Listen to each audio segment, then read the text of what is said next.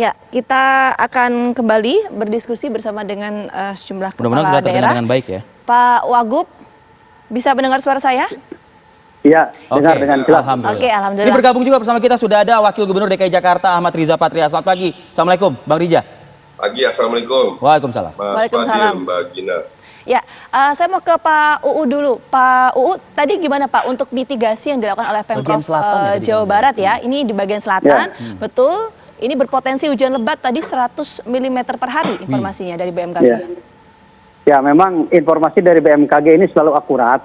Seperti halnya mau terjadi sekarang hujan yang tinggi dan banyak. Ini di akhir Desember kemarin sudah disampaikan BMKG kepada kami, kemudian kami sampaikan kepada masyarakat Jawa Barat lewat beberapa media.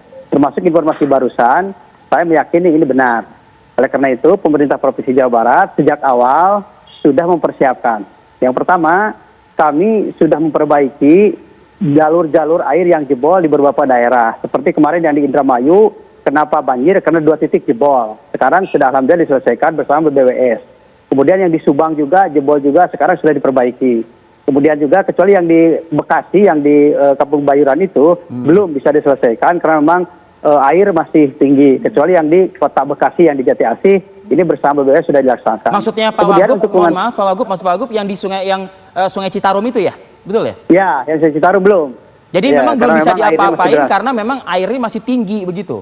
Betul, makanya di saat kita kemarin ini belum ada peningkat atau penurunan air, debit air masih tetap seperti itu karena memang belum ada diantisipasi belum. Nah, untuk menghadapi bencana yang terus-menerus sampai hari ini, pemerintah Provinsi Jawa Barat membuat sebuah gugus tugas atau sebut des atau apa namanya yang langsung dikepali oleh Pak Gubernur. Wakilnya adalah saya sendiri, Pak Kapolda dan juga Pak Pangdam 3 Siliwangi. Kemudian di situ ada ketua harian dipimpin oleh masing-masing danrem. Karena memang wilayah Jawa Barat di beberapa danrem, seperti di Bogor, ada danrem Bogor, kemudian di Priangan juga ada danrem yang lainnya. Tetapi ini semua terkoordinasi dengan baik danrem yang satu dengan danrem yang lainnya, tetap ketuanya adalah Pak Gubernur, wakilnya adalah yang Forkopimda yang tadi saya sampaikan. Pak Wagub, mau bertanya nih, dari impact atau dampak yang terjadi kemarin, tentu kan ada ditemukan di data juga sejumlah infrastruktur yang rusak, baik itu jembatan, jalan raya dan lain sebagainya. Tentu kan membahayakan masyarakat ya untuk beraktivitas. Nah, kalau dikatakan perbaikan kan itu tentu harapan. Tapi perbaikan yang bagaimana? Karena apa? BMKG merilis lagi nih, dampak cuacanya masih buruk. Jadi kalau dibaikin rusak lagi, Nah, apa Pak yang konkret bisa setidaknya membantulah masyarakat, Pak Wagub Jabar? Yang telah dan sedang dilaksanakan adalah tanggap darurat. Seperti halnya kemarin di Jati Asih Bekasi itu BBWS membuat tanggul pakai karung, di dalamnya pasir. Kemudian pakai plastik biar tidak rembes. Dan di tempat-tempat yang lain juga seperti itu. Jadi sampai hari ini belum ada. Kenapa? Efektif nggak tuh? Mudah-mudahan efektif. Ya, mudah-mudahan efektif dan insya Allah efektif. Karena hari ini belum ada perbaikan yang secara permanen. Iya. Karena memang situasi dan kondisi seperti ini. Belum memungkinkan gitu kemudian, ya Pak Wagub ya? Iya, belum memungkinkan. Kemudian juga saya terus memberikan perhatian kepada masyarakat untuk tetap peduli terhadap lingkungan. Karena kita dalam hal ini jangan saling menyalahkan. Pemerintah menyalahkan masyarakat menyalahkan pemerintah. Kan itu hal yang biasa gitu ya. Oleh karena itu lebih daripada menyalahkan, mending kita ambil solusi dan juga harus introspeksi diri, ihtisabun nafsi antara masyarakat dan kami. Mari kita terhadap lingkungan. Iya, Pak Wagub, maaf saya potong. Koreksi kalau salah ya Pak Wagub ya. Kok tadi Pak Wagub mengatakan bahwa tadi dibuat seperti apa istilahnya itu, ada kemudian semacam tanggul, kemudian juga ada karung berisi dengan tanah. Apakah kemudian itu efektif? Kenapa itu ditanyakan Pak? Karena saya kemarin sempat ke lapangan Pak, wawancara dengan beberapa warga, tepatnya di bantaran sungai di Tanggul Sungai Citarum itu, mengatakan bahwa 1 tahun sebelumnya pada tahun 2020 itu sempat longsor. Karena memang sebelumnya tanggul itu tidak kokoh begitu Pak, informasi dari warga. Jadi memang dibangunnya seperti tadi yang Pak Wagub sampaikan, ada kemudian karung berisi tanah untuk kemudian menahan debit air sungai tersebut. Tapi nggak kuat Fit, maksudnya gitu? Iya. Nah itu gimana Pak Wagub? Yang foto Ya, belum tadi. memang kan Gambar gua. ini Pipinya kemarin-kemarin, mohon maaf, Pipinya nggak jalan. seolah-olah masing-masing lembaga dalam menangani hal ini belum ada koordinasi yang Oh, akurat. tidak- Ada koordinasi tidak tapi belum bersinkron efektif. gitu ya. Tetapi kemarin kami sudah mengadakan rapat seluruh instansi terkait, termasuk BBWS, Citarum dan juga Cisadane dan yang lainnya, kemudian dari pihak Polda dan yang lain, seluruh BPBD se-Jawa Barat dari 27 kota kabupaten kemarin mengadakan rapat untuk sinkronisasi. Karena pada prinsipnya BBWS punya program untuk mengantisipasi bencana. Begitu juga BBWS. Oke. Begitu juga lembaga-lembaga seperti Perhutani. Dan ini juga kan Perhutani juga harus dilibatkan. Karena tidak tertutup kemungkinan ada banjir ini berawal dari alih fungsi hutan. Di berbagai tempat, kemudian air tidak bisa terserap Dari di tempat daerah itu, resapan yang mengalir kemudian dengan deras. berkurang begitu ya Pak ya, sehingga Iya, tidak mampu seperti itu. menampung air hujan. Oke, kami tangkap poinnya yang Pak kedua Wagub. juga Iya. juga SDM ya dilibatkan karena tidak tertutup kemungkinan ada galian-galian liar yang menyebabkan banjir juga. Oleh karena itu kemarin rapat kami di tingkat provinsi seluruh instansi Baik. terkait tentang bencana dan yang lainnya kita lakukan. Baik, Pak Oke, Wagub. saya ingin ke ibu kota, ke Jakarta, tapi sebelumnya ke BMKG untuk highlight mungkin, Bang Riza. Kita dengarkan nih Pak Fahri, untuk Jakarta 23 Februari dan 24, ada spesifikasi data mungkin Pak Fahri? Ya, baik. Untuk DKI, kami melihat di tanggal 23 memang potensinya masih ada, terutama di bagian selatan ya. DKI bagian selatan, seperti di Pasar Minggu ya, kemudian Jagakarsa, Cilandak, Kebayoran Lama ya, Sanggerahan, Kebayoran Baru. Kemudian untuk Jakarta Timur seperti di Durensawit, Makassar, Cipayung, Pasar Rebo, Ciracas, Keramat Jati, Jatinegara, Matraman, Pulau Gadung. Untuk Jakarta Barat seperti di Kembangan, Kebonjeruk, Grogol, Tamburan, Cengkareng, Palmerah. Dan untuk Jakarta Pusat, Tanah Abang, Menteng, Gambir, Senen ya. Itu yang Tingkatannya potensi. Pak Fahri? Iya, itu antara sedang hingga lebat. Intensitasnya berapa milimeter per Antara hari? 50 sampai 100 mm. Termasuk kategori 6 seperti Jawa Barat bagian selatan tadi kah?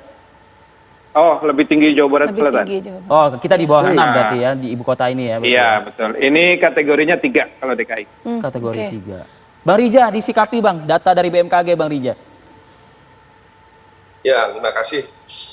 Assalamualaikum. Yang pertama terkait data, memang kami mengetahui ada peningkatan curah hujan di tahun ini dari tahun-tahun sebelumnya. Untuk itu memang kami sejak lama mencoba menyusun beberapa program untuk mengantisipasi ya. Di antaranya program-program penanganan banjir yang kami lakukan adalah satu, normalisasi dan naturalisasi kali. Kami setidaknya 2020 kemarin sudah menganggarkan tidak kurang dari 851 miliar untuk pembebasan lahan. Kemudian yang kedua, program resapan air atau sumur resapan sudah kurang lebih 3.968 sumur resapan vertikal yang kami buat. Insya Allah di 2 tahun ke depan kami akan membuat lagi tidak kurang dari 38.000 atau 90.000 meter kubik sumur resapan yang akan kami buat. Pak Wagub, Kemudian Pak Wagub. ya, Mohon maaf ya Pak, saya ingin menyela sedikit Pak.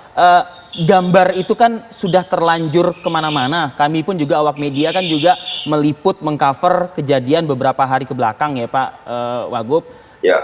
Kita apresiasi kebijakan yang sudah disebutkan tadi, tapi faktanya gambar ini kan berbicara juga gitu Pak Wagub. Mungkin ada penjelasan lebih spesifik Pak, apakah efektivitasnya terjaga atau kurang maksimal atau seperti apa Pak?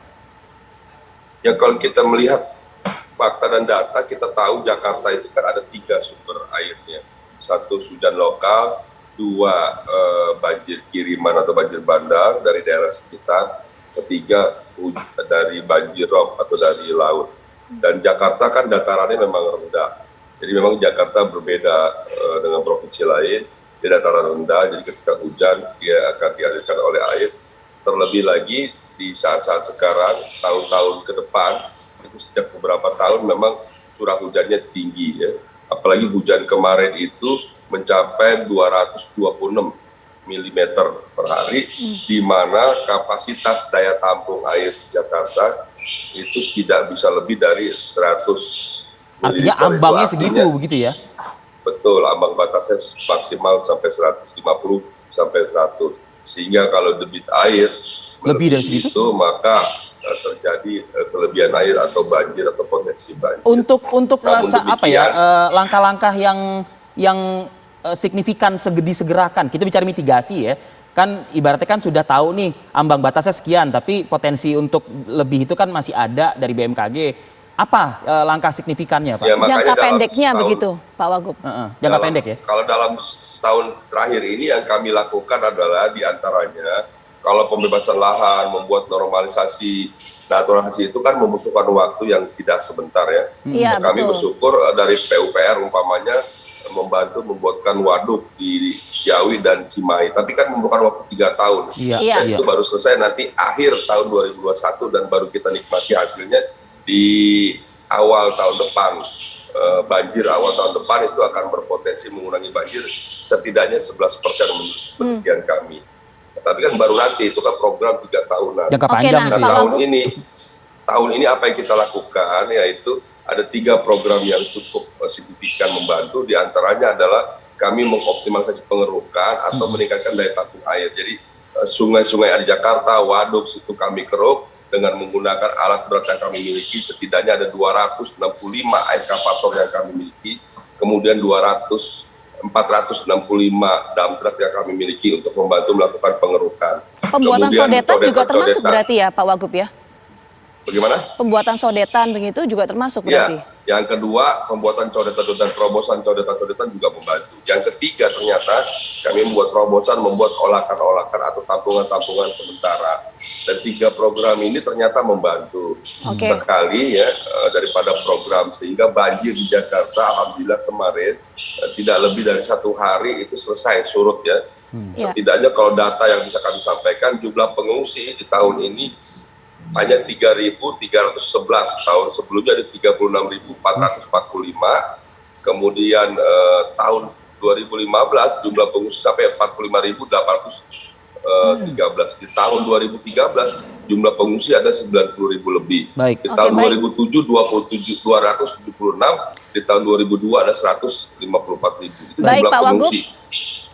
Ya. Iya, Pak Wagub, nanti kita akan berbincang kembali, termasuk saya juga akan tanyakan ke Pak Wagub, kalau pembuatan sodetan dan lain sebagainya, ini tidak butuh waktu lebih dari 2 hari, sementara BMKG memprediksi bahwa 2 hari ke depan ini berpotensi hujan lebat. Jadi jangka pendeknya konkretnya apa? Nanti kita akan bahas lebih lengkap, tapi usai jeda kami kembali hadir. Tetap bersama kami di Apa Kabar Indonesia Pagi.